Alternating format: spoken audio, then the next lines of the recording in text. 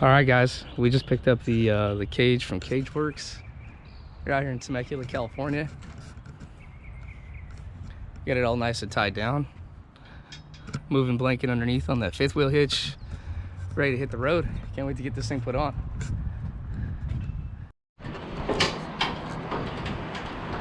All right, so I just kind of want to go over a little bit of what I've done.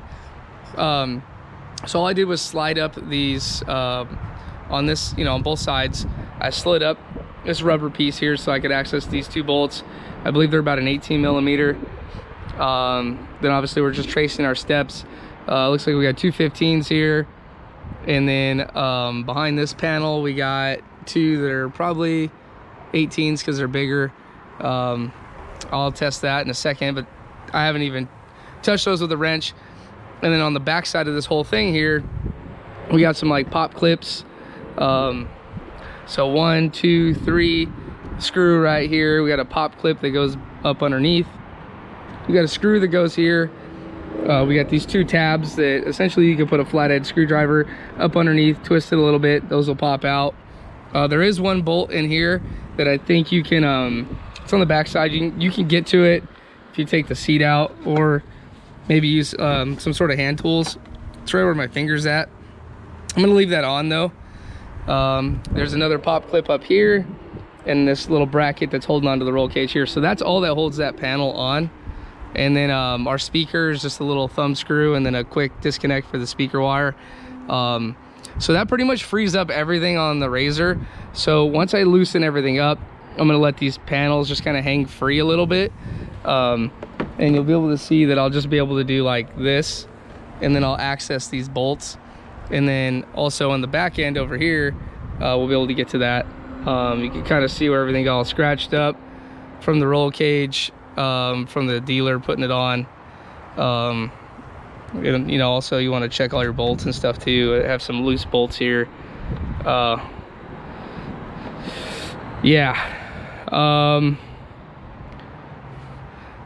had a lot of stuff loose, so it's pretty much what we're working with right now. And then we're gonna get the cage off of the vehicle, and then I'm gonna go ahead and get the new cage dropped on and drop in all the new hardware.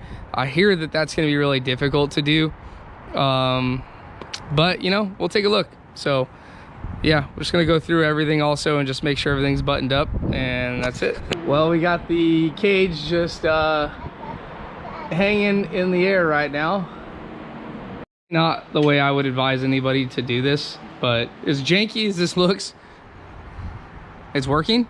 It's coming together, guys. You're probably looking at that's how dark it is outside. It's 11 o'clock at night. I'm so happy I picked a weekend to handle this.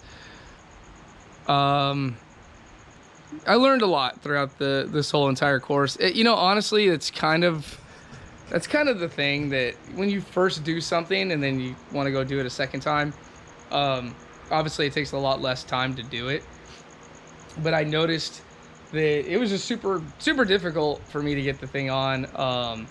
But I remembered some of the points that I've kind of, I don't know, I've looked into this a little bit, and I remember people saying a couple certain things. One, starting with the front. So I put the front on, and I put one of the bolts through just to give it a little extra play. There's two bolts that go through right here, so I just did the bottom one, and then I kept using picks and stuff to line things up.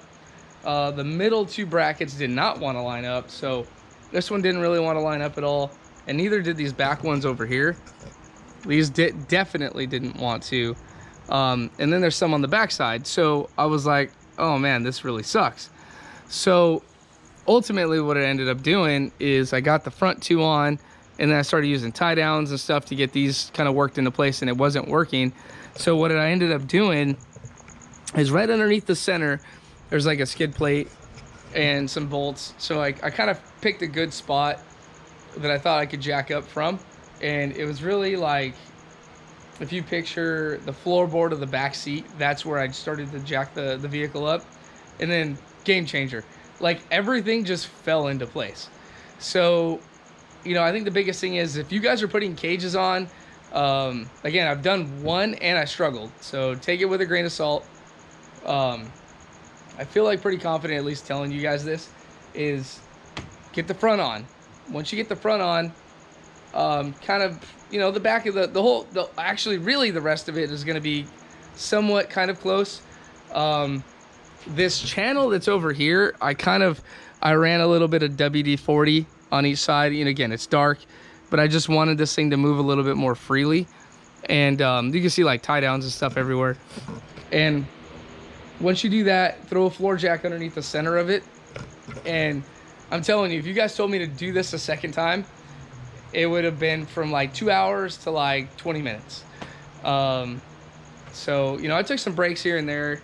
I had some stuff to do this evening, but, you know, it's a weekend. I got like a birthday party and stuff to go to tomorrow. Not that you guys care about that, but it's just give yourself like a solid half a day or a full day. I did do this by myself. This would have been far easier with more people. You know, I know when I asked CageWRX, they said have 4 people ready. Then you wouldn't need like a material lift or something, or a forklift. But I was able to use that material lift to kind of manipulate some of the things going on and lift the cage and move things over. So again, I think with repetition, obviously, you start to find the little things that start to help. And once you understand how the frame starts to tweak, then you know, okay, where to kind of give it some support. So right now, this whole entire thing, I started jacking the front and back up. So like the wheelbase is super narrow. And and right now, once I start to kind of drive the machine, it's going to drop down.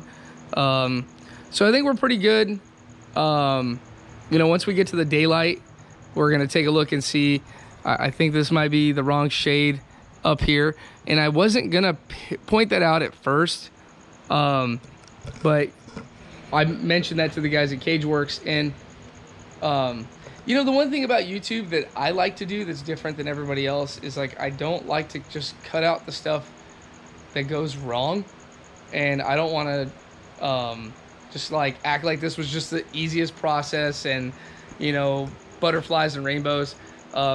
When you're probably only going to do this stuff, like, once or twice. And it kind of sucks.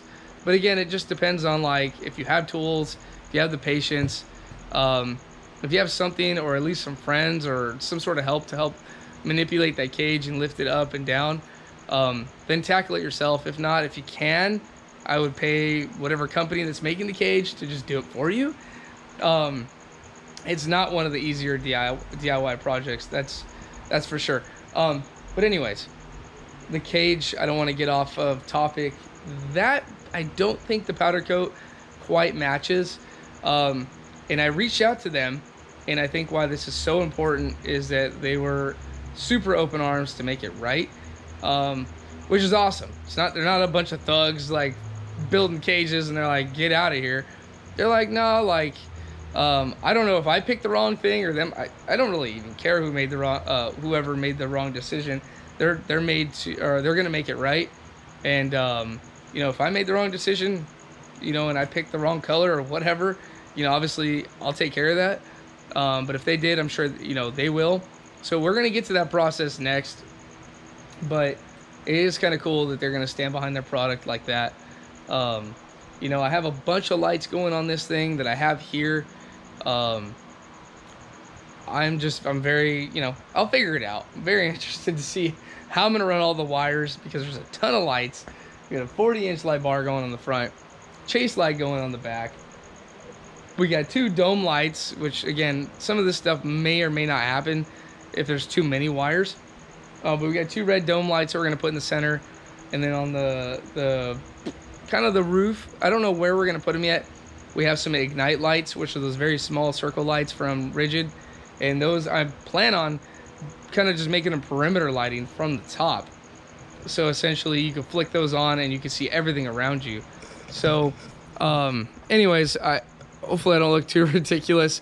It's 11 o'clock at night. So I'm going to button up the back of this, because all of those pop clips and panels and screws are all off still. Everything's just kind of flapping around. And while it's still fresh in my head, I want to finish it and then park this. But I want to show you guys that. I'm super excited with the cage. I really love the fit and finish of it. The welds, everything. You can absolutely tell when you pick this thing up. The attention to detail is just awesome, and it's everything you would imagine when you got like a really nice aftermarket cage.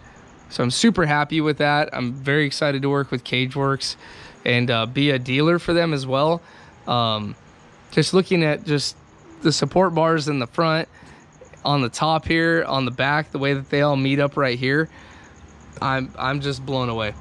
Honestly, I feel a lot more confident than the stock cage with this. So, you know, hopefully I never have to test it out, but if I do, just excited to have something that's a lot more stable, and it's going to take all my accessories and stuff a lot easier, and I don't have to use any other different mounts and stuff. I could just drop the light bar in and call it a day.